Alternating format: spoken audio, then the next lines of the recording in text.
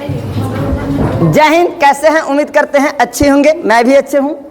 तो इस ठंडी में मैं आज सेशन 4 लेकर के आप लोग के बीच आया हूं। सेट 4 है ना, केमिस्ट्री का जो VVI क्वेश्चंस हैं वो क्वेश्चंस को मैं आप लोगों को करवा रहा हूं 2024 एग्जाम के लिए। केमिस्ट्री में अच्छे से अच्छे नंबर लाने के लिए इस सेशन से अवश्य जुड़े। तो भाई चलते हैं नेक्स्ट क्वेश्चन पे। और ये उत्तम स्टडी को आप लोग अच्छे तरीके से सब्सक्राइब कर लीजिएगा, शेयर कर दीजिएगा और लाइक ठोक दीजिएगा। कहता फैराडे का विद्युत विच्छेदन का द्वितीय नियम संबंधित है। फैराडे 2 नियम दिए थे, एक फैराडे का प्रथम नियम और एक फैराडे का दूसरा नियम। फैराडे के पहला नियम में क्या बोला गया था कि इलेक्ट्रोड पर जो सांद्रित पदार्थ की मात्रा है वो आवेश के क्या होता है, समानुपाती होता है। फैराडे का पहला नियम कहते हैं। और फैराडे का दूसरा नियम कहा था कि इलेक्ट्रोड पर जो सांद्रित पदार्थ की मात्रा है उसके तुल्यांकी भार के क्या होगा, समानुपाती होगा। तो भाई बताइए कि इसमें ऑप्शन क्या कहता है कि धनायन के परमाणु संख्या से, तो ये तो नहीं हो जाएगा, ये ऑप्शन आपका बिल्कुल नहीं है, इसको काट देंगे। चलिए कहाँ गया भाई, इधर आ जाइए। इसको नहीं होगा। कहता है विद्युत अपघटन के समतुल्य भार से, आंसर यही होगा, ठीक है ना। ऋणायन से भी नहीं होगा और धनायन के वेग से भी नहीं होगा। तो आपका ऑप्शन ए बिल्कुल सही है। तो फैराडे का पहला नियम, फैराडे का दूसरा नियम आपको सब्जेक्टिव में VVI रह गया हमारे तरफ से। फैराडे का अगर पहला नियम को अगर एग्जाम में लिखना है तो पहले फैराडे के पहला नियम का परिभाषा लिखेंगे, उसके बाद छोटा सा फिगर बनाएंगे और फिगर बना के कैसे टूट रहा है कैसे जुट रहा है दिखाएंगे। फिर उसके बाद से उससे समीकरण निकल रहा है W डायरेक्टली प्रोपोर्शनल Q, वो लिखेंगे। और उतना लिखने के बाद लिखेंगे फैराडे का पहला नियम का उपयोग किस चीज में करते हैं, तब आपको 2 नंबर मिलेगा। अदरवाइज फिर हमसे कहिएगा नहीं कि सर हम तो लिख दिए थे फैराडे का पहला नियम, 2 नंबर मिला नहीं। फैराडे का पहला, फैराडे का दूसरा, हमारे तरफ से आप लोग को VVI है सब्जेक्टिव के लिए। तो बढ़ते हैं नेक्स्ट क्वेश्चन पे मेरे भाई। दूसरा क्वेश्चन क्या कहता है? दूसरा क्वेश्चन कहता है कि निम्न में कौन एक प्रथम संक्रमण श्रेणी का तत्व है? नहीं है, प्रथम संक्रमण श्रेणी का तत्व नहीं है। प्रथम संक्रमण श्रेणी, संक्रमण तत्व किसको कहते हैं? तो ध्यान देने वाली बात है कि संक्रमण तत्व कहते हैं D ब्लॉक के तत्व को। किसको कहते हैं? D ब्लॉक के तत्व को संक्रमण तत्व कहा जाता है। अब एक बात तो क्लियर हो गया कि D ब्लॉक के तत्व जो होता है वर्ग 3 से लेकर वर्ग 12 तक होता है। प्रथम संक्रमण, दूसरा संक्रमण, तीसरा। तो प्रथम संक्रमण के लिए हम बताए थे कि सुन तेरी वाली कार में फिर कोई ना कोई जाएगी। रिपीट क्वेश्चन है, क्वेश्चन रिपीट है। तो मैं एक बार लिख देता हूं स्कैंड। ओ माय गॉड, पहले से बच्चा लोग बोल दिया है कि रेड से नहीं लिखिए। आप लोग कमेंट कर चुके हैं कि रेड से नहीं लिखिए, तो मैं रेड से नहीं लिखूंगा, ठीक है। तो scandium, titanium, vanadium, chromium, manganese, manganese के बाद हो जाएगा कोबाल्ट, फेरस, कोबाल्ट, निकल और कॉपर और जिंक हो जाएगा। तो ट्रिक याद रखिएगा मेरे भाई, सुन तेरी वाली कार में फिर कोई ना कोई जाएगी। इस तरीके से इसको ट्रिक याद रखिएगा। और ये क्वेश्चन से एक ऑब्जेक्टिव हर साल रहता है ना। तो आपको सब्जेक्टिव में पूछेगा, 2 नंबर में क्वेश्चन पूछेगा कि संक्रमण तत्व से आप क्या समझते हैं, है ना।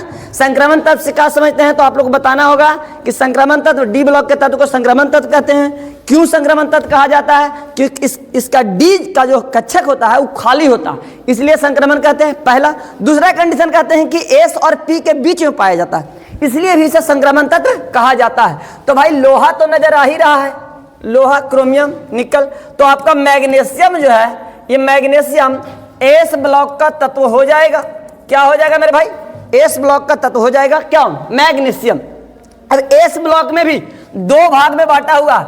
एक बांटा हुआ है क्षारीय और एक बांटा हुआ है क्षारीय मृदा धातु। एक बता है क्षारीय मृदा धातु और एक बता हुआ है क्षारीय धातु या क्षारीय मृदा धातु। तो मृदा की बात करता है तो ये हो जाएगा वर्ग 2 वाला क्षारीय मृदा धातु। तो वर्ग 1 वाला क्षारीय धातु और वर्ग 2 वाला क्षारीय मृदा धातु। तो मैग्नीशियम हो गया क्षारीय मृदा धातु का। तो बढ़ते हैं नेक्स्ट क्वेश्चन, 3rd नंबर, ठीक है ना। जो क्वेश्चन रिपीट कहता है कॉपर पाइराइट का सूत्र। कॉपर पाइराइट का सूत्र क्या हो जाएगा मेरे भाई? तो क्वेश्चन तीसरा पहले देख लो, उसके बाद पहले 3rd नंबर क्वेश्चन को मैं क्लियर कर देता हूं, उसके बाद बढ़ूंगा। कॉपर पाइराइट, अगर आयरन पाइराइट कहेगा, लोहा के 4 अयस्क होता है, ठीक है ना, hematite, magnetite, siderite, iron pyrite. तो आयरन पाइराइट कहेगा तो Fe2, लेकिन कॉपर का पाइराइट कहेगा तो CuFeS2 छूट गया इसमें। और देखिए कितना स्टाइल से टाइप किए हैं, थोड़ा ध्यान दीजिएगा जरा इस पर, समझ गया ना। ये देखिए क्या मतलब कि लिखा गया है ना। कोई सॉरी नहीं चलेगा, ठीक है ना। टाइप करने पर ध्यान दीजिए, थोड़ा सा जल्दीबाजी में नहीं रहिए। और जब इस तरीका से टाइप किया हुआ है तो आप लोग समझ सकते हैं कि आज कितना क्वेश्चन होगा, कितना क्वेश्चन मिलेगा आप लोग के, ठीक है ना। तो कॉपर पाइराइट का सूत्र क्या हो जाएगा? CuFeS2। आपसे पूछेगा ना कि कॉपर पाइराइट, आयरन पाइराइट कैसा अयस्क है, तो भाई यार में सल्फर है तो सल्फाइड अयस्क हो जाएगा। क्या हो जाएगा? सल्फाइड अयस्क। और सल्फाइड अयस्क का सांद्रण करेंगे तो फेन उत्प्लावन विधि। कौन विधि? फेन उत्प्लावन विधि। आज पगड़ी बांध लिया हूं, थोड़ा सा ठंडा लग रहा था तो ऐसे करके बांधने रहते ना तो लल्लू टाइप से लगता थोड़ा सा, इसलिए पगड़ी बांध लिया हूं, है ना। कोई दिक्कत आप लोग को होगा कमेंट कर दीजिएगा। चलिए भाई बढ़ते हैं नेक्स्ट क्वेश्चन पे। चौथा नंबर क्वेश्चन क्या कहता है कि चौथा नंबर क्वेश्चन को ध्यान से देखें कि निम्नलिखित में अनुसंख्या गुणधर्म नहीं है। मैं बार बार बताया हूं कि अनुसंख्या गुणधर्म विलयन का वैसा गुण जो विलेखन की संख्या पर निर्भर करता है, प्रकृति पर नहीं। फिर से, विलेखन की संख्या पर निर्भर करता है, प्रकृति पर नहीं। मेरे तरफ से VVI क्वेश्चन और जा रहा है 4 क्वेश्चन। 4 क्वेश्चन अनुसंख्या गुणधर्म 4 प्रकार का होता है। बास दाम्य अपेक्षिक अनुमान ये 5 नंबर में पूछेगा। क्वथनांग बिंदु में उन्नयन ये भी 5 नंबर में पूछेगा। हिमांग बिंदु अनुमान ये भी 5 नंबर में पूछेगा। उसके बाद में 2 नंबर में पूछेगा प्रसरण, प्रसरण दाब, विपरीत प्रसरण। 7 क्वेश्चन मैं दिया हूं, 3 और 3 6 क्वेश्चन, ये आप लोग याद कर लीजिएगा। तो अनुसंख्या गुणधर्म क्या होता है? तो विलयन का वैसा गुण जो विलेखन की संख्या पर निर्भर नहीं करता है, संख्या पर निर्भर करता है, प्रकृति पर नहीं। तो 4 प्रकार के होता है। तो हिमांग बिंदु नमन तो है, बासदा में अपेक्षिक अनुमान भी है, क्वथनांग बिंदु उन्नयन भी है। और एक और होता है, ई में लिख देंगे प्रसरण दाब। प्रसरण दाब भी जो है वो अनुसंख्या गुणधर्म। तो ऑप्शन बी जो है आपका सही, कारण नहीं है। तो प्रकाशीय क्रियाशीलता जो है अनुसंख्या गुणधर्म नहीं है। तो बढ़ते हैं 5वें नंबर क्वेश्चन पे। 5वां नंबर क्वेश्चन कहता है ग्लूकोज में कायरल कार्बन की संख्या। अब देखिए कायरल कार्बन कहता है तो यहां से आपको आ गया अमीनो एसिड, प्रोटीन, वहां से लेके क्वेश्चन आया है कायरल कार्बन, ठीक है ना। तो कायरल कार्बन किसको होता है कि जिस कार्बन परमाणु से चारों जो तत्व जुड़े होते हैं या चारों जो वर्ग समूह जो जुड़े होते हैं, क्रियात्मक समूह जो जुड़े होते हैं, अलग अलग रहेगा तो उसको कहेंगे कायरल कार्बन। अब अगर सेम जुड़ गया तो कहेंगे ए कायरल। जैसे मान लीजिए कि यहाँ कार्बन है और कार्बन से यहाँ ए जुड़ गया, यहाँ बी जुड़ गया, यहाँ सी जुड़ गया और यहाँ डी जुड़ गया, तो इस कार्बन को क्या कहेंगे? कायरल कार्बन परमाणु। अगर यहाँ कार्बन है, अब यहाँ से ए और यहाँ से ए जुड़ गया और इन्हें बी जुड़ जाएगा, इन्हें सी जुड़ जाएगा, तो इसको मैं कायरल कार्बन नहीं बोलूंगा।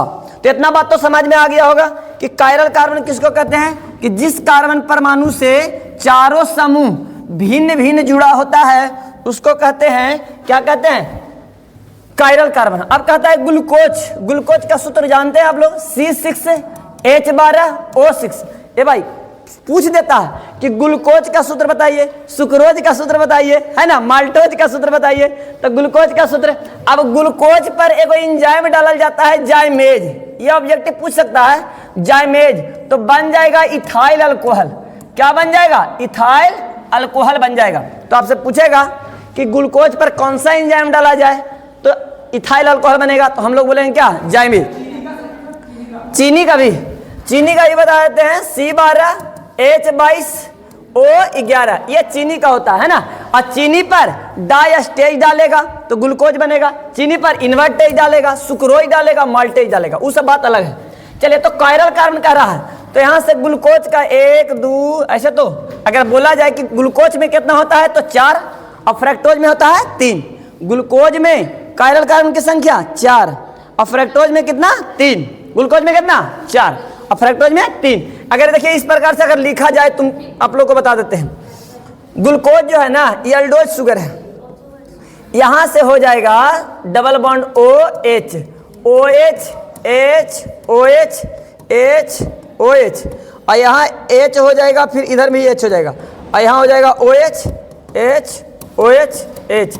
इस प्रकार से आपको देखा जाए तो यहाँ पे 4 कार्बन है, जिससे मतलब कि इससे तो 2, ये तो होगा नहीं, ध्यान देंगे, ये तो होगा नहीं कायरल कार्बन, काहे कि से 2 हाइड्रोजन जुड़ा हुआ है, तो ये कायरल नहीं होगा। पहला ये और कार्बन से 2 ऑक्सीजन जुड़ा हुआ है, तो ये भी कायरल नहीं होगा। तो 1 2 3 4, ग्लूकोज में कायरल कार्बन की संख्या 4, और फ्रक्टोज में कहेगा तो कितना 3, ग्लूकोज में कहेगा तो 4 और फ्रक्टोज में कहेगा तो 3। चलिए बढ़ते हैं अगले क्वेश्चन। छठा नंबर क्वेश्चन क्या कहता है, ध्यान दीजिएगा। छठा नंबर कहता है ना कि आइडोफॉर्म, एक होता है क्लोरोफॉर्म, एक होता है आइडोफॉर्म। क्लोरोफॉर्म का यूज करते हैं हम लोग बेहोश करने में। क्लोरोफॉर्म को रंगीन बोतल में रखा जाता है, रंगीन बोतल में नहीं रखेंगे तो सूर्य के प्रकाश से अभिक्रिया करके फॉस्फिन गैस बना देता है, जो कैसा होता है, जहरीला होता है। तो आइडोफॉर्म एंटीसेप्टिक क्रिया के कारण है। तो आइडोफॉर्म जो है ना, जख्म उखम हो गया तो अगर वहां जख्म पे लगा देंगे तो जख्म पर लगा देने से जख्म ठीक हो जाता है। क्यों भाई? तो आयोडीन मुक्त होकर निकलना, इसमें क्या हो जाएगा, आंसर हो जाएगा आयोडीन मुक्त होकर निकलता है आइडोफॉर्म में, इसलिए कैसा काम करता है, एंटीसेप्टिक के जैसा। चलिए 7 नंबर क्वेश्चन देखेंगे भाई। कहता है ग्लिसरॉल एक है, ग्लिसरॉल प्राइमरी अल्कोहल है, सेकेंडरी अल्कोहल है, टर्सरी है, क्वाटरनरी है। तो जिस कारण से एक अल्कोहल जुड़ा रहेगा उसको कहेंगे प्राइमरी, और 2 रहेगा तो कहेंगे सेकेंडरी, और 3 रहेगा तो टर्सरी। तो ग्लिसरॉल इस प्रकार से होता है, यहां भी OH रहेगा, यहां भी OH रहेगा, और यहां भी OH रहेगा, है ना। बाकी इसके अनुसार जो कार्बन के साथ में हाइड्रोजन रखना है कि कार्बन का वैलेंसी 4 होता है, 2 हाइड्रोजन यहां हो जाएगा, 1 हाइड्रोजन यहां हो जाएगा और 2 हाइड्रोजन यहां हो जाएगा। इस प्रकार से ये हो जाएगा टर्शियरी अल्कोहल। कोई दिक्कत? तो बताइए ग्लिसरॉल जो है टर्शियरी अल्कोहल। अगर ग्लाइकॉल कह देता, क्या बोल देता, ग्लाइकॉल, तो हो जाता सेकेंडरी अल्कोहल। ग्लाइकॉल बोले तो ग्लाइकॉल बोलेगा तो सेकेंडरी, ग्लिसरॉल बोलेगा तो टर्शियरी। ग्लाइकॉल सेकेंडरी और ग्लिसरॉल टर्शियरी। चलिए बढ़िए 8वां नंबर क्वेश्चन क्या कहता है मेरे भाई, 8वां नंबर क्वेश्चन क्या कहता है, चक्रीय मेटाफॉस्फोरिक, चक्रीय मेटाफॉस्फोरिक अम्ल में POP बंध की संख्या क्या होता है। अब चक्रीय मेटाफॉस्फोरिक क्या होता है, देखिएगा यहां से POP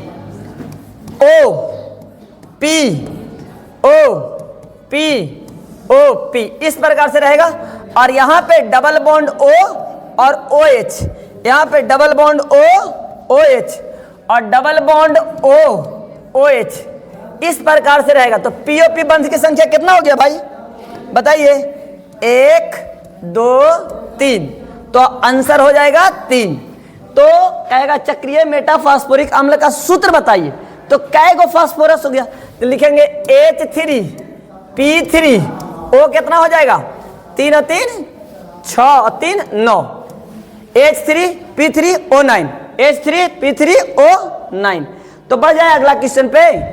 चलिए भाई बढ़ जाता हूं, नेक्स्ट क्वेश्चन क्या कहता है, 9 नंबर क्वेश्चन कहता है स्मेल्टिंग, थोड़ा सा टाइपिंग पर ध्यान दीजिए भाई, ठीक है। स्मेल्टिंग में धातु के ऑक्साइड के अपचयन में संयुक्त होता है।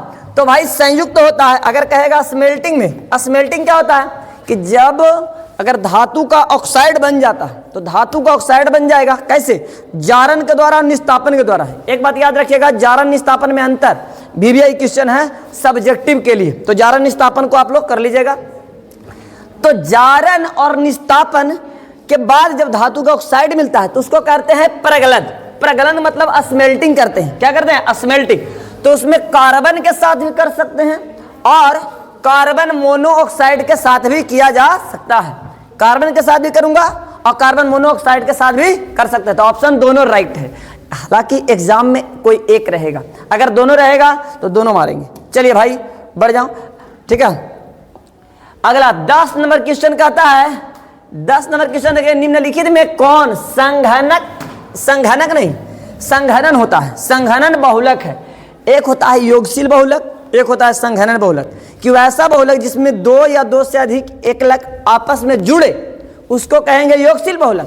और संघनन बहुलक किसको कहेंगे, कि वैसा बहुलक जिसमें 2 या 2 से अधिक एकलक आपस में जुड़ करके कुछ छोटे अणु को क्या करे, त्याग करे, उसको कहेंगे संघनन।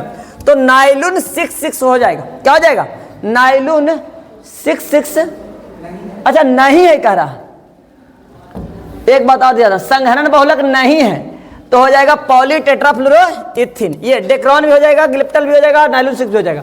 पॉलीटेट्राफ्लोरोइथिन जो है ये हो जाएगा क्या, नाइलून 6, ये संघनन बहुलक नहीं हो जाएगा। पॉलीटेट्राफ्लोरोइथिन जो है ना ऐसे होता है, CF2 डबल बॉन्ड CF2, लेकिन हम कुछ निकलवे नहीं करता है, डबल बॉन्ड टूटेगा जुड़ जाएगा, तो ये हो जाएगा योगशील बहुलक। क्या हो जाएगा, ये वाला हो जाएगा योगशील बहुलक, है ना। और भाई संघनन बहुलक, बाकी तीनों क्या है, संघनन बहुलक। चलिए आगे बढ़ेंगे। 11 नंबर क्वेश्चन, डीएनए में थाइमिन 2 हाइड्रोजन अबंध द्वारा जुड़ा होता है। तो एक चीज मैं बता देता हूं कि डीएनए में 2 तरह के क्षार होता है, एक प्यूरिन होता है, एक पायरिमिडिन होता है। तो प्यूरिन होगा, प्यूरिन में कौन होगा, गुआनिन और एडेनिन। तो कहता है कि थाइमिन, हम बताए थे ट्रिक, ATGC, ए के साथ T जुड़ेगा और G के साथ C जुड़ेगा, है ना। गुआनिन के साथ में साइटोसिन और एडेनिन के साथ थाइमिन, तब कह रहा है 2 हाइड्रोजन अबंध, तो A के साथ T, A के साथ T डबल बॉन्ड और G के साथ T ट्रिपल बॉन्ड। ये क्वेश्चन एराइज कर सकता है कि G के साथ C यानी गुआनिन के साथ साइटोसिन डबल बॉन्ड के द्वारा जुड़ा होता है या सिंगल बॉन्ड के द्वारा ये ट्रिपल बॉन्ड। तो हम लोग बोलेंगे G के साथ C ट्रिपल बॉन्ड और A के साथ T डबल बॉन्ड, है ना। A के साथ T क्या हो जाएगा, डबल बॉन्ड। तो आंसर कौन सा है भाई, थाइमिन के साथ में क्या हो जाएगा, थाइमिन के साथ में एडेनिन। ऑप्शन ए आपका सही है ना। गुआनिन के साथ कौन जुड़ेगा, साइटोसिन। थाइमिन के साथ में कौन जुड़ेगा, वही ना है, थाइमिन के साथ में एडेनिन, साइटोसिन के साथ गुआनिन, गुआनिन। इस तरीका से आप लोग को बनाना है। चलिए बढ़ते हैं, नेक्स्ट क्वेश्चन क्या कहता है मेरे भाई, क्वेश्चन नंबर 12, निम्नलिखित में कौन अक्रिस्टलीय ठोस है। ये सब क्वेश्चन जो है ना बहुत ज्यादा रिपीट कर गया है, ठीक है ना। तो आप लोग इसको मतलब कि नहीं ले। अक्रिस्टलीय ठोस को हम लोग कहते हैं बेरबेदार ठोस। एक होता है रबेदार ठोस कि वैसा ठोस जिसमें आणविक कण नियमित रूप से लंबी दूरी तक व्यवस्थित होगा, उसको कहेंगे क्रिस्टलीय ठोस। अगर आपसे पूछे ठोस कितने प्रकार के, तो 2 प्रकार के। ठोस कितने प्रकार के, 2 प्रकार के। यदि पूछ दे रबा कितने प्रकार के, रबा कितने प्रकार के, तो 4 प्रकार के। रबा पूछे तो 4 प्रकार के। एरा में कह रहा है अक्रिस्टलीय, तो कांच रहे अक्रिस्टलीय या क्वार्टज कांच रहे, क्वार्टज कांच भी रहे तो क्या कहेंगे, अक्रिस्टलीय। रबर प्लास्टिक लकड़ी बहुलक, रबर प्लास्टिक लकड़ी बहुलक।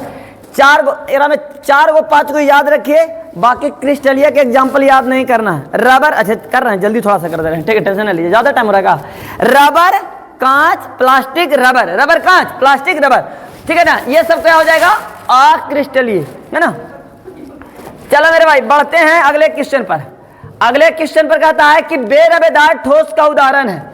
बेरबेदार ठोस का उदाहरण क्या है, तो रबर हो जाएगा। अभी ना मैं बोला कि रबर, कांच, प्लास्टिक, लकड़ी बहुलक, है ना, ये सब क्या हो जाएगा, अक्रिस्टलीय। और अक्रिस्टलीय को ही क्या कहते हैं, बेरबेदार ठोस, है ना। हीरा और ग्रेफाइट जो हो जाएगा सह संयोजक हो जाएगा, सह संयोजक, जिसको जाल क्रम या नेटवर्क कहते हैं, जाल क्रम या नेटवर्क। और NaCl हो जाएगा आयोनिक। क्या हो जाएगा भाई, आयोनिक। बढ़ते हैं नेक्स्ट क्वेश्चन। नेक्स्ट क्वेश्चन क्या कहता है, निम्नलिखित में कौन बेरबेदार ठोस है। चलिए नेक्स्ट क्वेश्चन रिपीट कर रहा है भाई मेरे, बहुत ज्यादा, है ना। तो आप लोग तो बताइएगा, मतलब मजा आ रहा होगा। निम्नलिखित में कौन बेरबेदार ठोस है, बेरबेदार। तो एक रबेदार और बेरबेदार। अभी ना बोला कि क्वार्टज ग्लास, खाली ग्लास भी अक्रिस्टलीय और क्वार्टज ग्लास भी अक्रिस्टलीय। रंगीन ग्लास, हरियर ग्लास, पियर ग्लास, कैसनो ग्लास रहे, क्या रहेगा, क्या रहेगा भाई, बेरबेदार। अब बेरबेदार को क्या कहते हैं, अक्रिस्टलीय। अक्रिस्टलीय किसको कहेंगे, बोल दीजिए ना, हेलो, कि आ गया है। कहने का मतलब कहेगा ना कि अक्रिस्टलीय को बेरबेदार कहते हैं। वैसा ठोस जिसमें आणविक कण अनियमित रूप से व्यवस्थित होता है, इसका ज्यामितीय आकृति अनिश्चित होता है, इसे असत ठोस कहते हैं। चाकू से एक सतह पर नहीं काटा जा सकता है। उसके बाद में और क्या कह सकते हैं, यह जो होता है विषमदैशिक होता है। कैसा होता है, समदैशिक, सॉरी समदैशिक होगा अक्रिस्टलीय वाला। तो बढ़ जाएंगे आगे। चलिए बढ़ते हैं नेक्स्ट क्वेश्चन पे। नेक्स्ट क्वेश्चन क्या कहता है, 15 नंबर क्वेश्चन, हीरा है। बोलिए, बताइए मेरे भाई, आप लोग भी बहुत हल्ला कर रहे हैं, है ना। बताइए, हीरा है, हीरा है, कैसा है? क्रिस्टलीय। हीरा है क्रिस्टलीय ठोस। हीरा क्या है? क्रिस्टलीय ठोस। लेकिन क्रिस्टलीय में भी कैसा? आप लोग छोटा वाला क्लास में बैठेगा, ठीक है ना, इसमें 11 क्लास बैठे, नया 12 बैठेगा। क्रिस्टलीय ठोस हीरा है, तो हीरा तो हीरा क्रिस्टलीय है, लेकिन क्रिस्टलीय में भी क्या है? सहसंयोजक ठोस है, सहसंयोजक ठोस। और सहसंयोजक को ही क्या कहते हैं? नेटवर्क कहते हैं। सहसंयोजक को क्या कहते हैं? जाल क्रम कहते हैं। सहसंयोजक को ही क्या कहते हैं? क्रॉस कहते हैं, ठीक है। तो और एग्जांपल सहसंयोजक के, हीरा हो जाएगा, ग्रेफाइट हो जाएगा, क्वार्टज होगा। हीरा ग्रेफाइट क्वार्टज, हीरा ग्रेफाइट क्वार्टज, हीरा ग्रेफाइट क्वार्टज, हीरा ग्रेफाइट क्वार्टज, क्या हो जाएगा? सहसंयोजक क्रिस्टलीय ठोस। तो अगला क्वेश्चन भाई, अगला क्वेश्चन क्या कहता है कि आभासी ठोस, ये करने से आ गया जी। चलिए, कहता है ना कि क्लोरोमेटाफेनिकॉल, ये मेटाफेनिकॉल होगा, इसका यूज करते हैं। क्लोरोमेफेनिकॉल, क्लोरोमेफेनिकॉल क्या है भाई? तो एंटीबायोटिक और एंटीपायरेटिक दोनों हो जाएगा, एंटीबायोटिक और एंटीपायरेटिक दोनों हो जाएगा। चलिए, तो नेक्स्ट क्वेश्चन 17 नंबर में आ जाएंगे कि निम्नलिखित में से कौन कार्बोहाइड्रेट है? कार्बोहाइड्रेट है। कार्बोहाइड्रेट किसको कहते हैं? कार्बोहाइड्रेट 3 प्रकार के होता है। एक होता है monosaccharide, oligosaccharide, polysaccharide. Monosaccharide, oligosaccharide, polysaccharide. जिसे जलांशन नहीं कर सकते हैं मोनोसैकराइड कहेंगे। जलांशन करके 2 से 11 मोनोसैकराइड में तोड़ा जा सकता है, उसको ओलिगोसैकराइड कहेंगे। और 11 से अधिक मोनोसैकराइड में तोड़ा जाएगा, उसको क्या कहेंगे? पॉलीसैकराइड कहेंगे। उसके बाद में एक बात और ध्यान देना है कि इसमें कह रहा है कार्बोहाइड्रेट, तो कहेंगे पॉलीहाइड्रोक्सी एल्डिहाइड और कीटोन। 5 नंबर में वीवीआई, इसको वीवीआई कर लेगा 5 नंबर का। कार्बोहाइड्रेट से आप क्या समझते हैं उसको व्याख्या करें। तो लिखना है कि पॉलीहाइड्रोक्सी एल्डिहाइड या पॉलीहाइड्रोक्सी कीटोन जिसका जलांशन करके छोटे छोटे मोनोसैकराइड में तोड़ा जा सकता है, उसको क्या कहेंगे? कार्बोहाइड्रेट कहेंगे। कार्बोहाइड्रेट 3 प्रकार के, मोनोसैकराइड, ओलिगोसैकराइड, पॉलीसैकराइड। तो ये जो थायमिन हो गया, नाइट्रोजनस बेस हो गया, ग्लिसरॉल जो हो गया, अल्कोहल हो गया, इंसुलिन जो हो गया, हार्मोन हो गया, तो हो जाएगा लैक्टोज। क्या हो जाएगा? लैक्टोज। और लैक्टोज जो है ओलिगोसैकराइड है। चलिए बढ़ते हैं 18 नंबर क्वेश्चन पे, बढ़ जाए, बोलो 18 नंबर क्वेश्चन बढ़ जाए। ईथर में ऑक्सीजन परमाणु है, ए भाई, इसका क्रियात्मक समूह है। ईथर में, जैसे ईथर है ROR, ROR, तो ईथर में ऑक्सीजन परमाणु क्या है? तो क्रियाशील मूलक है। क्या है? क्रियाशील मूलक, D। आपको पूछेगा कार्बोजाइलिक एसिड का हो जाएगा COOH, अल्कोहल का हो जाएगा OH, ईस्टर का हो जाएगा COOR, एल्डिहाइड का हो जाएगा CHO, कीटोन का हो जाएगा CO। चलिए बढ़ते हैं नेक्स्ट क्वेश्चन। 19 नंबर क्वेश्चन क्या कहता है कि एडेनोसिन निम्नलिखित में से किसका उदाहरण है? एडेनोसिन, एक होता है गुआनिन, एक होता है एडेनोसिन। एडेनिन और गुआसिन, एडेनिन नहीं कर रहा, एडेनोसिन कर रहा है ना। तो एडेनिन और गुआनिन जो है क्या हो जाता है? पायरिमिडीन हो जाएगा, पायरिमिडीन भस्म हो जाएगा। पायरिमिडीन नहीं, प्यूरिन, अब पायरिमिडीन तो हो जाएगा प्यूरिन, प्यूरिन भस्म हो जाएगा। क्या हो जाएगा? प्यूरिन भस्म हो जाएगा, गुआनिन और एडेनिन। और cytosine, thymine, uracil, cytosine, thymine, uracil, ये हो जाएगा पायरिमिडीन हो जाएगा। क्या हो जाएगा? पायरिमिडीन। कोई दिक्कत? तो नाइट्रोजनस क्षार 2 प्रकार के, एक प्यूरिन एक पायरिमिडीन। प्यूरिन में हो जाएगा कौन? प्यूरिन में हो जाएगा 3 गो, 2 गो गुआनिन और एडेनिन। प्यूरिन में हो जाएगा 2 गो गुआनिन और एडेनिन। पायरिमिडीन में हो जाएगा 3 गो, cytosine, thymine, uracil. Cytosine, thymine, uracil. DNA में G के साथ, A के साथ T रहेगा और G के साथ C रहेगा। A के साथ डबल बॉन्ड, G के साथ ट्रिपल बॉन्ड, A के साथ डबल बॉन्ड, G के साथ ट्रिपल बॉन्ड, इस प्रकार से रहेगा। बढ़ते हैं नेक्स्ट क्वेश्चन। 20 नंबर क्वेश्चन क्या कहता है? 20 नंबर क्वेश्चन भाई कहता है निम्न में से कौन पायरोमिडीन भस्म नहीं है? पायरोमिडीन, तभी ना बोला, सेम क्वेश्चन तो ही रिपीट कर रहा है ना, सेम क्वेश्चन रिपीट कर रहा है, तो आपको बनाने में किसी प्रकार की समस्या नहीं होना चाहिए। कहता है निम्न में से कौन पायरोमिडीन भस्म नहीं है? तो एक होता है प्यूरिन और एक होता है पायरोमिडीन।